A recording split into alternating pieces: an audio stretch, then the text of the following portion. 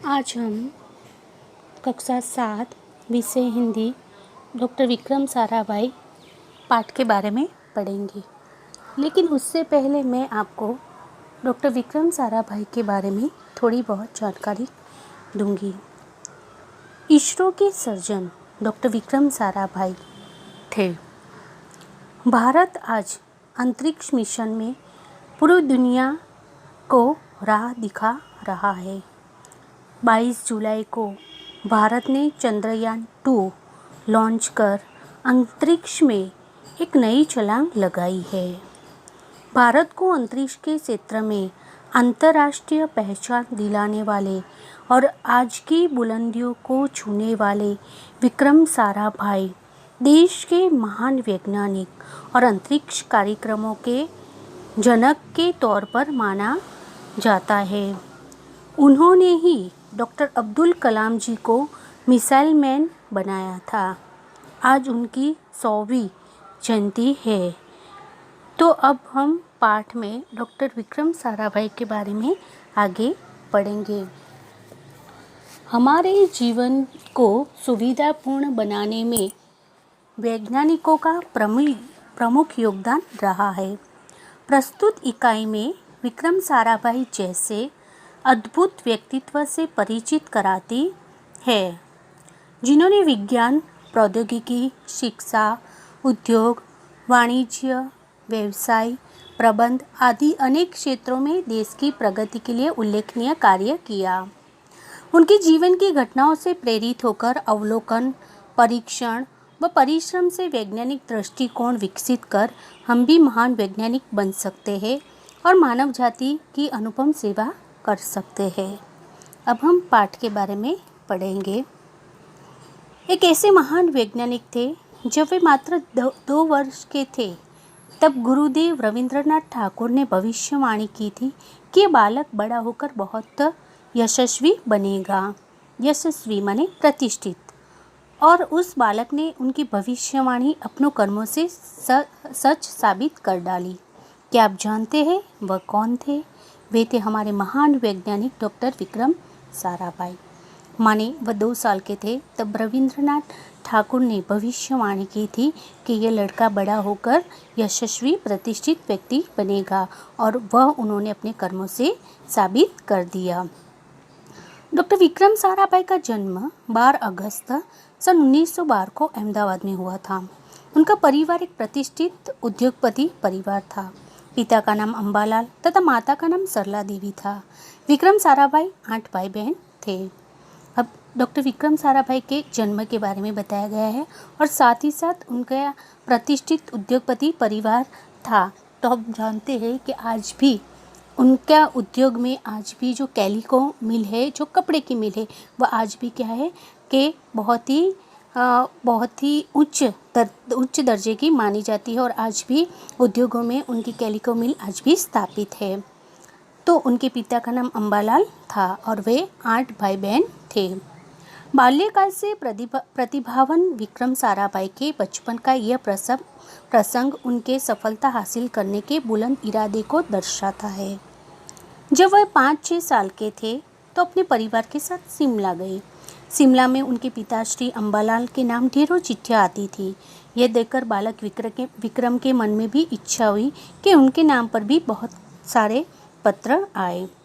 अब देखो कि जब वह छोटे थे तब वह अपने माता पिता के साथ शिमला गए थे, तो उन्होंने देखा कि उनके पिताजी के नाम कई सारी चिट्ठियाँ आती थी। तो ये देखकर उनके मन में भी इच्छा हुई कि उनके नाम पर भी बहुत सारे पत्र चिट्ठियाँ आए, क्योंकि उस समय मोबाइल आदि का ज़माना नहीं था, तो पत्र के चिट्ठियों के द्वारा ही आप्ले किया जाता था। इसीलिए कई लिफाफों पर अपना नाम तथा पता लिखा और डाकघर में डाल दिए।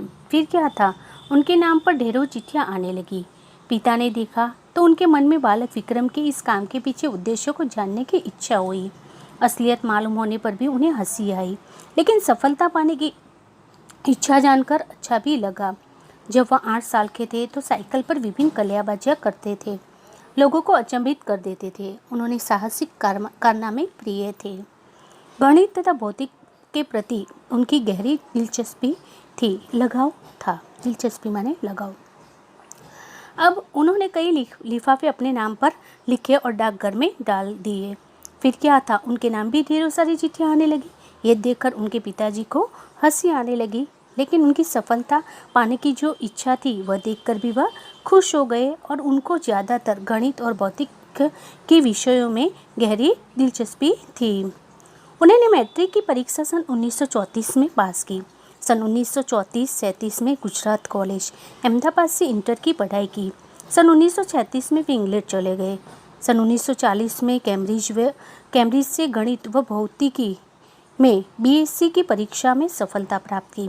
तत्पश्चात द्वितीय विश्व युद्ध के शुरू होते ही डॉक्टर विक्रम साराभाई भारत लौट आए। भारत में उन्होंने सर सीवी रामन तथा डॉक्टर होमी भाभा का सानिध्य माने संपर्क में आए। वह राष्ट्रीय स्वतंत्रता आंदोलन से बड़े प्रभावित हुए। सन 1942 में वह मृणालिनी स्वामीनाथन के साथ विवाह सूत्र में बंधे। अब देखो, उन्होंने अलग अलग पढ़ाई की और उसके बाद वह कैम्ब्रिज चले गए। तो वहाँ पर उन्होंने देखा कि द्वितीय विश्व युद्ध शुरू हो गया था। द्वितीय विश्व युद्ध माने पूरे विश्व में युद्ध हो गया था। तो इसके कारण वह भारत वापस लौट आए और यहाँ पर आने के बाद उन्होंने सीवी रामन और डॉक्टर होमी भाभा के संपर्क में आए। उन्होंने अंतरिक्ष की गहराइयों से आने वाली रहस्यमयी कॉस्मेटिक किरणों पर अनुसंधान करके कैम्ब्रिज विश्वविद्यालय में सन 1947 में पीएचडी की उपाधि हासिल की। ब्रह्मांड तथा सौरमंडल में के कई जटिल प्रश्नों का प्रायोगिक हल निकालने का श्रेय डॉक्टर विक्रम साराभाई को प्राप्त है। यहाँ उन्हीं का सुझाव था कि कॉस्मेटिक किरणों पर प्रयोग के लिए हिमालय की ऊंची चोटियों सर्वाधिक उपयुक्त व अनुकूल होगी। इसलिए भारत सरकार ने गुलमर्ग में वैज्ञानिक उपकरणों में लैस एक प्रयोगशाला स्थापित की। डॉक्टर विक्रम साराभाई के निजी प्रयास से सन 1947 में भौतिक अनुसंधान प्रयोगशाला अहमदाबाद में स्थापित हुई, जिससे वे अजन्म संबंधित रहे। साथ ही उन्होंने देश में वस्त्र उद्योग की तकनीकी समस्याओं को हल निकालने के उद्देश्य से अहमदाबाद में ही टेक्सटाइल इंडस्ट्रीज रिसर्च एसोसिएशन की आधारशिला रखी। भौतिक अनुसंधान प्रयोगशाला डॉक्टर विक्रम साराभाई परमाणु शक्ति, अंतरिक्ष विकिरण, सूर्य ग्रह, तारा, प्लाज्मा, भौतिक और खगोल पर कार्य करते रहे। अब देखो, हम ये पैराग्राफ के बारे में समझेंगे। तो उन्होंने अंतरिक्ष की गहराइयों को जानने के लिए कई कॉस्मेटिक किरणों, ब्रह्मांड, सौरमंडल आदि के प्रायोगिक हल निकालने का प्रयास किया और इन्हीं के कारण उन्होंने क्या है कि अहमदाबाद में कई प्रयोगशाला भी स्थापित की। और साथ ही साथ उन्होंने क्या था, वस्त्र उद्योग में तकनीकी समस्याओं को हल करने के लिए अहमदाबाद में उन्होंने टेक्सटाइल इंडस्ट्रीज रिसर्च एसोसिएशन की आधारशिला भी रखी। और इस साथ ही उन्होंने अंतरिक्ष में विकिरण, सूर्य ग्रह, तारा, प्लाजा, ये जो तारा आदि के जो नाम है उनके खगोल पर भी उन्होंने क्या था, कार्य किया था। तो एक अंतरिक्ष के बारे में जानकारी है। अब देखो, सन 1961 में परमाणु ऊर्जा आयोग के सदस्य बनाए गए। डॉक्टर भाभा की मृत्यु के पश्चात परमाणु ऊर्जा संस्थाओं का भार युवा वैज्ञानिक डॉक्टर विक्रम साराभाई के कंधों पर ही आ गया। उन्होंने भारतीय अनुसंधान केंद्र का गठन किया। डॉक्टर विक्रम साराभाई इसके पहले अध्यक्ष बने।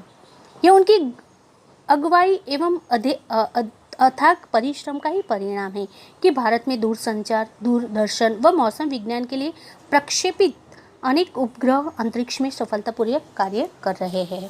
अब देखो, परमाणु ऊर्जा, तो इसके बारे में मैं आपको थोड़ी बहुत जानकारी दूं कि वह ऊर्जा है जिसे नियंत्रित गैर विस्फोटक नाभिकीय अभिक्रिया से उत्पन्न किया जाता है। 2009 में दुनिया की बिजली में 15% परमाणु ऊर्जा से ही प्राप्त होते हैं। और साथ ही साथ उन्होंने क्या है, दूरसंचार और दूरदर्शन में जो मौसम विभाग का होता है उसके लिए उन्होंने सफलतापूर्वक कार्य भी किया था। डॉक्टर विक्रम साराभाई ने अपना संपूर्ण जीवन भारत तथा विज्ञान के समग्र विकास के लिए समर्पित कर दिया। भारत के विकास में उत्कृष्ट योगदान के लिए उन्होंने कई राष्ट्रीय और अंतर्राष्ट्रीय सम्मान प्राप्त हुए।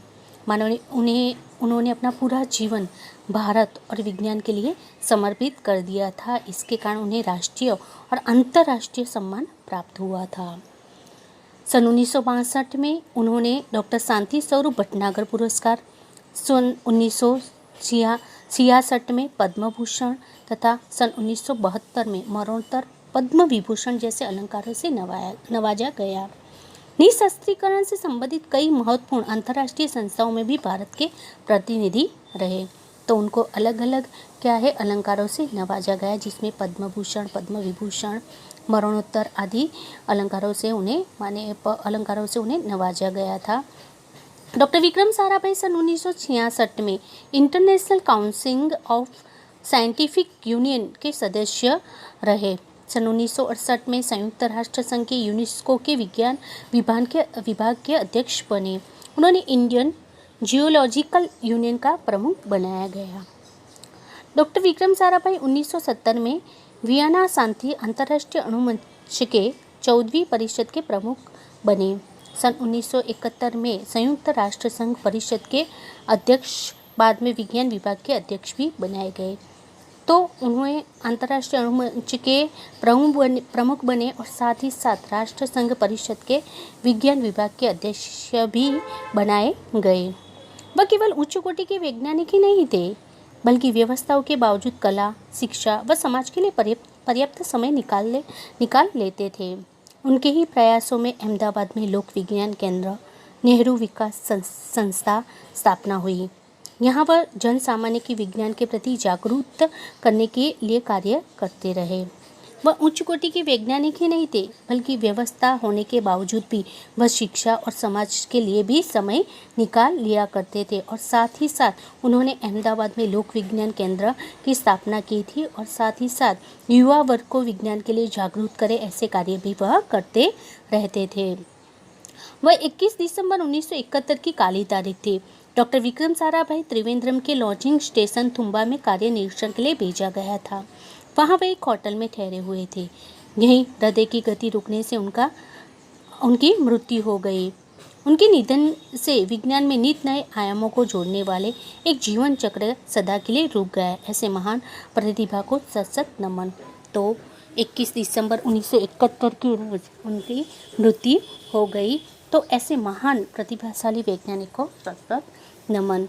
तो आशा रखती हूँ विद्यार्थी मित्रों ये पाठ आपको समझ में आया होगा। अब मैं आपको ये पाठ में से कुछ प्रश्नों के जवाब दूंगी। धन्यवाद।